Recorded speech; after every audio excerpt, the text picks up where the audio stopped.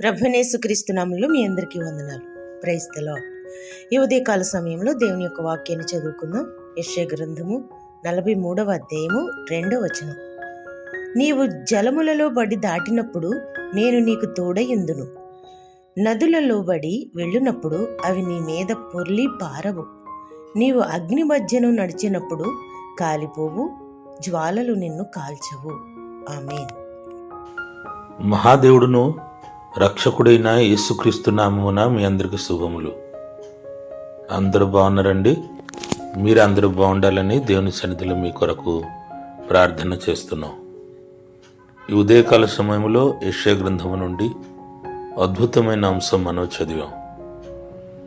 దేవుడు ఇక్కడ మాట్లాడుతున్నారు, మీరు జలములలో వాడి వెళ్ళినను, మీరు నదిలో వాడి వెళ్ళినను అది మీ మీద పొంగిపొర్లవు, అగ్నిలో వాడి వెళ్ళినను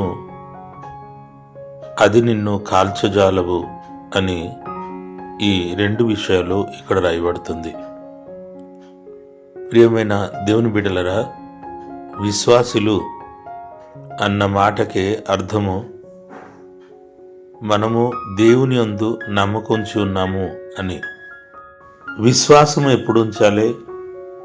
మనం ఎప్పుడు సంతోషముగా ఉంటామో అప్పుడా, మనకు ఏ కష్టము లేకుండా క్రమంగా సాగిపోయినప్పుడా, సంపూర్ణంగా ఆరోగ్యం బాగుండి ఆనందంగా బ్రతుకుతున్నప్పుడా.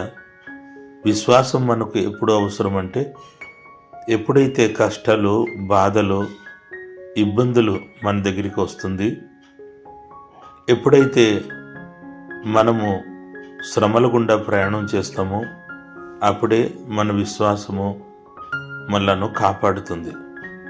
అప్పుడే మనకు విశ్వాసము అవసరం. ప్రియ దేవుని బిడ్డలరా, ఇక్కడ నీవు జలములలో పడి వెళ్తావు అని, నీవు అగ్నిగుండా ప్రయాణం చేస్తావని దేవుడు ఇక్కడ ఖచ్చితంగా చెప్తున్నారు. ఒక విశ్వాసి జీవితంలో కష్టము రాదు అని కాదు, లేక మన శ్రమల గుండా వెళ్ళము అని కాదు. చాలామంది ఏమనుకుంటారంటే, నేను యేసుప్రభువుని నమ్ముకున్నాను కనుక నాకు ఏమీ కష్టము రాదు అని అనుకుంటారు. కానీ దేవుడు వాక్యం ఇక్కడ క్లియర్గా చెప్తుంది, మనము యేసయ్యను నమ్ముకుని ఉన్నాము, అంతే మాత్రం కాకుండా ఆయనకు వాక్యం రీతిగా బ్రతుకుతున్నాము గనుక సాతాను ఎప్పుడు కష్టాలు పంపించి మనలను ఇబ్బంది పెట్టి దేవుళ్ళో ఎదగకుండా చేయడానికి ప్రయత్నం చేస్తుంటుంది. కానీ ప్రతి శ్రమలు కూడా దేవుడు మనకు తోడుగా ఉన్నారని విశ్వాసము మనకు ఉన్నది. హల్లెలూయా. ప్రియ సహోదరి సహోదరుడా, శ్రమల గుండా ప్రయాణం చేస్తున్నావా? అయితే ఒకటే మనం తెలుసుకోవాలి, దేవుడు మనకు తోడుగా ఉన్నాడని. ఆయనే ఇమ్మానుయేలు, దేవుడు మనకు తోడుగా ఉంటాడు, ఎప్పుడు విడిచిపెట్టడో. కష్టం గుండా ప్రయాణం చేసినప్పుడు ఆయన తోడుగా ఉంటాడు, ఎల్లప్పుడూ ఆయన తోడుగా ఉంటాడు. హల్లెలూయా. ప్రియ దేవుని బిడ్డలారా, అందుకు దేవుని అందలి విశ్వాసం ఎల్లప్పుడూ మనం ఉంచుతూ ముందుకు వెళ్ళాలి. అలాగే మన బైబిల్ గ్రంథంలో చూసినట్లయితే దేవుని బిడ్డలు అనేకులు కష్టాలు గుండా ప్రయాణం చేశారు, కానీ దేవుడు ఉన్నారని విశ్వాసముతో వెళ్ళినప్పుడు ఆ కష్టమును వాళ్ళు జయించారు, ఆ శోధనలను వాళ్ళు జయించారు. జయించే ముందుకెళ్ళిపోయారు. ముందుకెళ్ళి తర్వాత, జయించిన తర్వాత వారు గొప్ప మేలు, గొప్ప ఆశీర్వాదం పొందినట్లుగా అనేక భక్తుల గురించి మనము బైబిల్ గ్రంథములో చూస్తున్నాం. అలాగే క్రైస్తవ చరిత్రములో కూడా దేవుని యొక్క భక్తులు యేసు ప్రభు నమ్ముకుని ఎన్నో శ్రమల గుండా ప్రయాణం చేసి శ్రమలను దాటి నడిచారు. వారు ఎన్నో ఆశీర్వాదాలు పొందారు. అది మన చరిత్రలో కూడా చూస్తుంటాం. అందుకు నా సహోదరి సహోదరుడా, ఏ విషయంలో భయపడొద్దు. కష్టాలు వచ్చింది అంటే గుర్తుంచు, దేవుడు నీకు తోడుగా ఉన్నాడని. శోధన గుండా ప్రయాణం చేస్తున్నావంటే నీవు దేవుడిలోనే ఎదుగుతున్నావు అని అర్థం. అందుకు ఏమాత్రం భయపడక ముందుకు సాగిపోవడానికి ప్రయత్నం చేయి. ప్రార్థనలో ఎదుగు, బైబిల్ చదువు, దేవుని వైపు చూడు, ఉపవాస ప్రార్థనలు చేయి.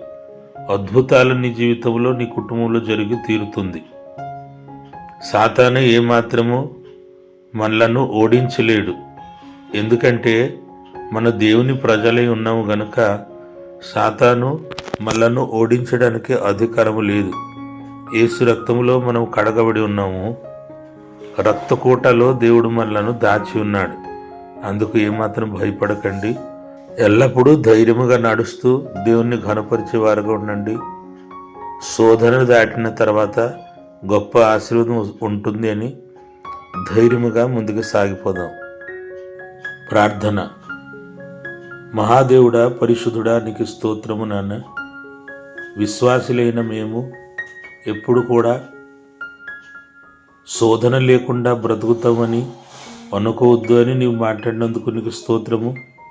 ఎన్ని శోధన బాధలు వచ్చినా నీవు మాకు తోడుగా ఉన్నావు అని విశ్వాసించి ముందుకు సాగిపోయినప్పుడు మేము జయించి గొప్ప ఆశీర్వాదములో అడుగు పెడుతున్నాము అని నువ్వు మాట్లాడుతున్నావు. అందుకు నీకు స్తోత్రం.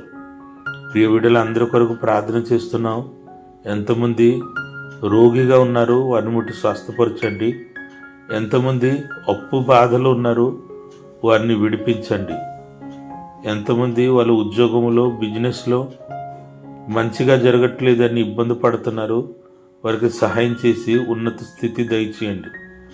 ప్రభువా, శ్రమలు దాటి తర్వాత ఆశీర్వాదం ఉంది అని ఎవరు కూడా మర్చిపోకూడదు అని ఈరోజు మాట్లాడినందుకు నీకు స్తోత్రం. నీకే మహిమ, ఘనత, ప్రభావం చెల్లించి యేసు నామములో అడుగుచున్నాము తండ్రి. ఆమేన్.